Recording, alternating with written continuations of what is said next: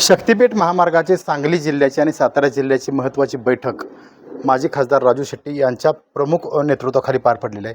साहेब, काय झालं आज? कोणती बैठक आणि काय निर्णय झाले? आज ईश्वरपूर येथे शक्तिपीठ महामार्ग बाधित असणाऱ्या सर्व सांगली आणि सातारा जिल्ह्यातील ग्रामस्थांचे एक मेळावा झाला राजाराम बापू नाट्यगृहामध्ये.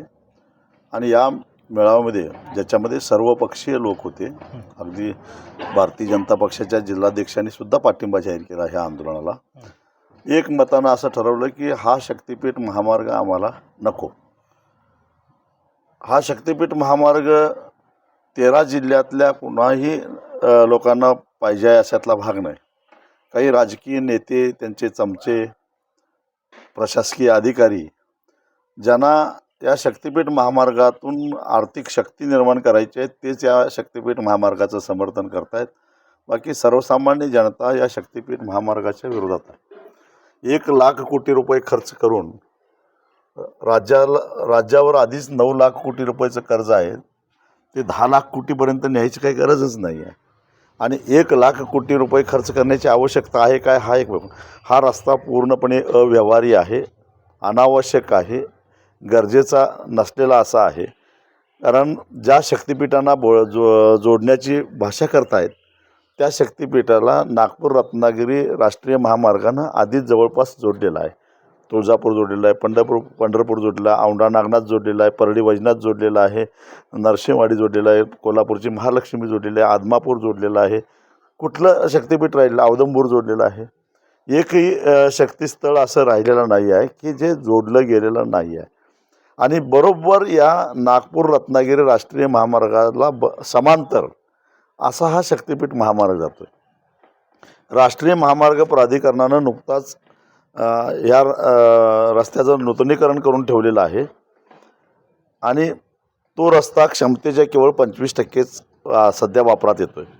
कारण राष्ट्रीय महामार्ग प्राधिकरणाच्या अधिकाऱ्यांचं म्हणणं असं आहे की 60 किलोमीटरला एक या पद्धतीनं त्यांनी जे टोल बसवले आहेत त्या प्रत्येक टोलवर त्यांना दररोज 40 लाख रुपये टोल वसुली अपेक्षित असताना तिथं केवळ 8 ते 9 लाख रुपये वसुली व्हायला लागली आहे. म्हणजे क्षमतेच्या 25%च रस्ता तो वापरला जातो आहे. असं असताना त्याच्या एक केंद्र सरकारचा रस्ता असताना त्याच्या शेजारी राज्य सरकारचा रस्ते विकास महामंडळानं रस्ता दुसरा करायचा अट्टास धरायचं कारणच काय?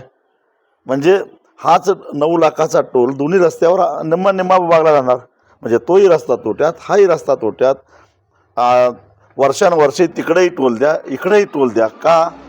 तर या टोलच्या या रस्त्याच्या माध्यमातून जे कोणी याचा पुढाकार घेत आहेत, ज्यांचा कुणाचा हा ड्रीम प्रोजेक्ट आहे, त्यांना कमीत कमी 65 ते 70 हजार कोटी रुपये काढायचे आहेत.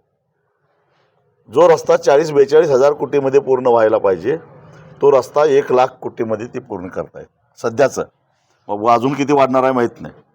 अगदी सगळ्यात महत्त्वाची गोष्ट म्हणजे ही तुलना मी मनाची करत नाही.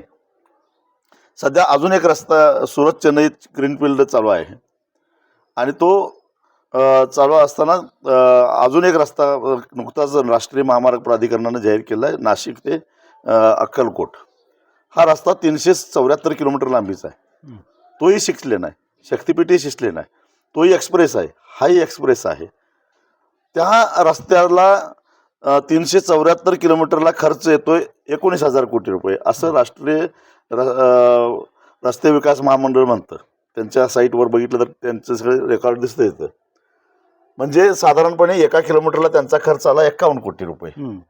आणि यांचा 856 किलोमीटरला खर्च आहे 1 लाख कोटी रुपये. म्हणजे यांचा खर्च आला 1 किलोमीटरला 117 लाख कोटी. काय प्रकार आहे? 2 खाते, एक केंद्र सरकारचं खातं, एक राज्य सरकारचं खातं. एक खातं म्हणतं की आम्ही 51 कोटीमध्ये 6 लेन एक्सप्रेस हायवे करणार आहोत. दुसरं खातं म्हणतं की आम्ही 117 कोटीमध्ये 6 लेन 1 किलोमीटर करणार आहोत. हीच खरं यातलं मर्म आहे. आणि म्हणून पोलीस बंदोबस्त आणून दडपशाही करून जनरल डायरनं सुद्धा शर्मेनं मान खाली घालावी अशा पद्धतीनं दडपशाही करून हा शक्तिपीठ लादण्याचा प्रयत्न होतो आहे. बरं, हे सारेच्या सारे पैसे महाराष्ट्राच्या जनतेला परत द्यायचे आहेत हे लक्षात घ्या.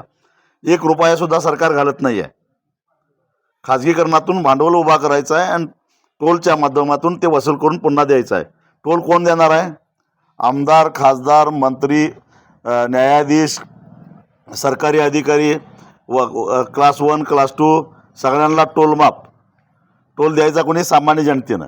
म्हणजे महाराष्ट्र यांनी 1,00,000 कोटी रुपयाचं कर्ज काढायचं आणि महाराष्ट्रातल्या सामान्य जनतेनं जे शक्तिपीठ महामार्गावरून प्रवास करणार आहेत त्यांनी ते फेडायचं वर्षानुवर्षे. कशासाठी? तर 2029च्या निवडणुकीला यांना 70,000 कोटी पाहिजेत म्हणून. हे आम्ही होऊन देणार नाही. हा महाराष्ट्र अशा प्रकारे लुटून देणार नाही. ज्या छत्रपती शिवाजी महाराजांचं हे नाव घेतात त्या छत्रपती शिवाजी महाराजांनी महाराष्ट्रामध्ये खऱ्या अर्थानं ते रयतेचं राज्य आणलं. कारण त्यांनी सगळ्यात आधी काय केलं असेल तर ठग आणि पेंढाऱ्यांचा बंदोबस्त केलेला होता.